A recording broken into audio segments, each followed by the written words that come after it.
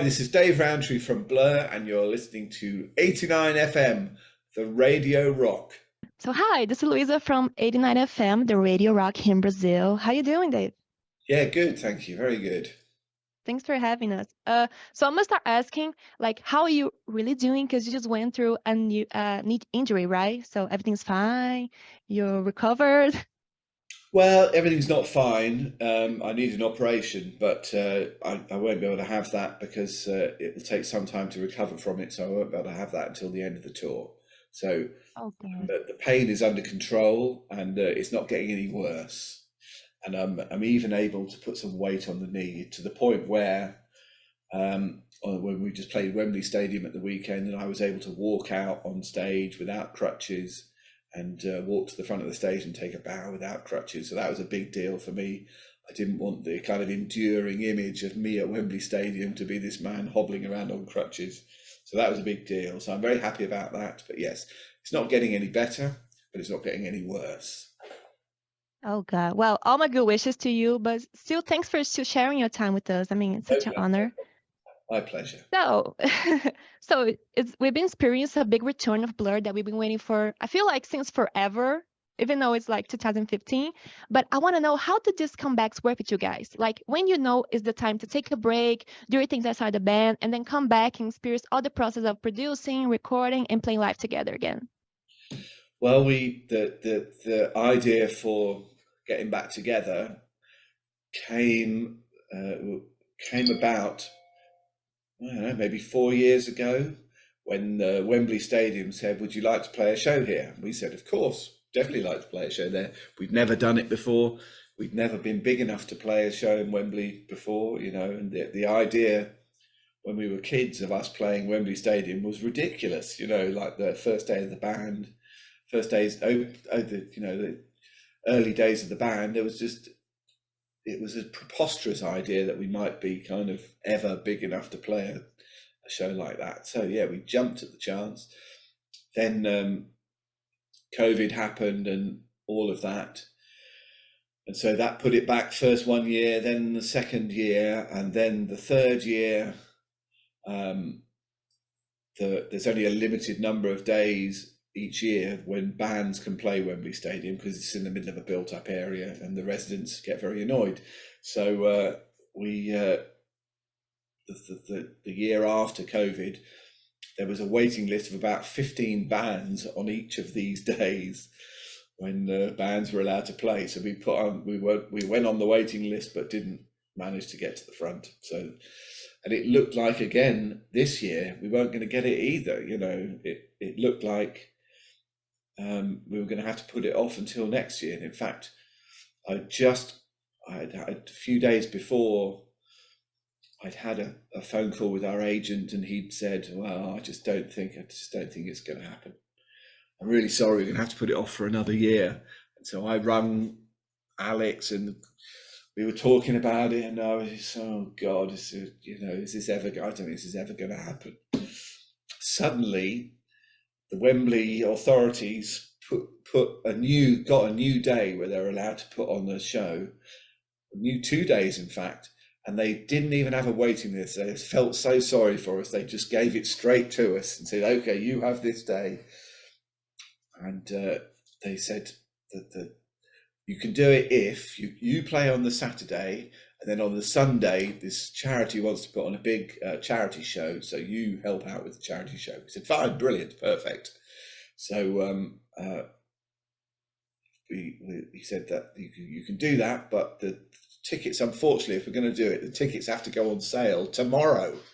So, then from you're not playing for another year to you are playing and the tickets have to go on sale tomorrow was a big thing. So most of the band was out of the country, and it was impossible. So Alex and I scrambled around the TV stations and the radio stations and kind of announced the news to everyone, "We're going to play Wembley."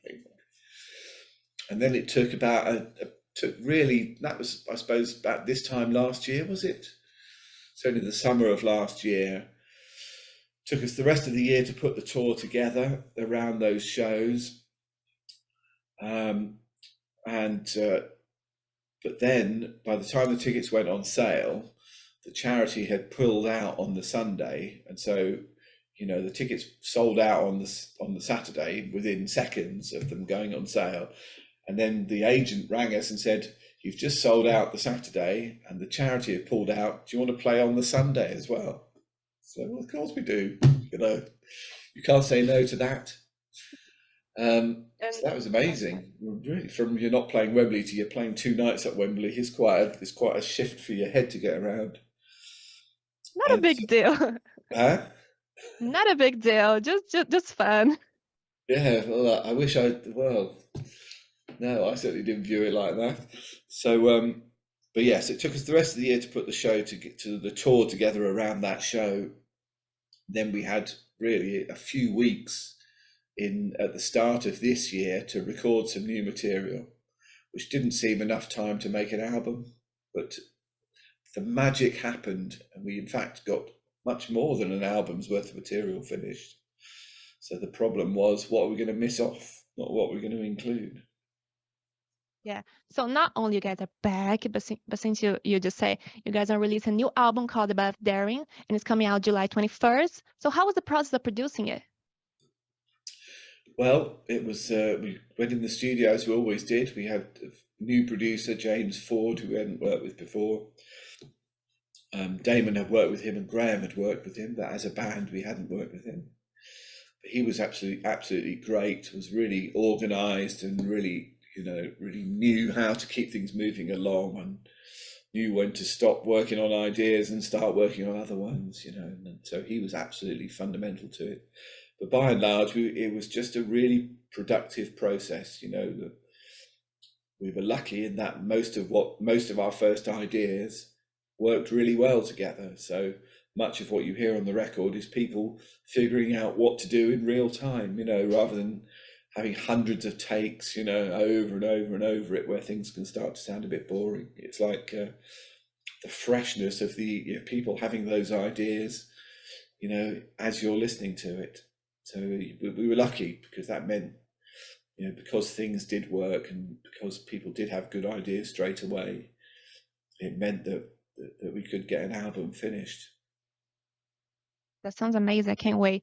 And your latest singles, "They're Narcissus" and "St. Charles Square," were very welcomed by the audience. One thing that caught my attention was that I saw a lot of people saying that St. Charles remind them of David Bowie. And I think that's a huge compliment, by the way. Was he an inspiration, or is just like a brilliant coincidence? No, there's a lot. That Damon has a string of his songwriting that's very Bowie influenced. You know, Bowie was a massive influence on Damon, absolutely, and still is. You know, Bowie's legacy is still hugely influential in British music in general, but certainly with Damon. Yeah. And lastly, it's been known that Blur is coming to South America pretty soon. And still we haven't seen any Brazil dates yet. Could you tell me something that we don't know yet, maybe just between you and I? Can we expect Blur coming to Brazil soon? Let me see if there's any Brazil dates in the diary. Hang on. Let's have a look. Oh God, I can't believe you've seen. Brazil, let me have a look. I mean, I won't tell anybody. October. Diary clear. I can't understand my diary. I wish I could tell you. I mean, it sounds like the kind of thing we ought to do, doesn't it? So, yeah, I don't know.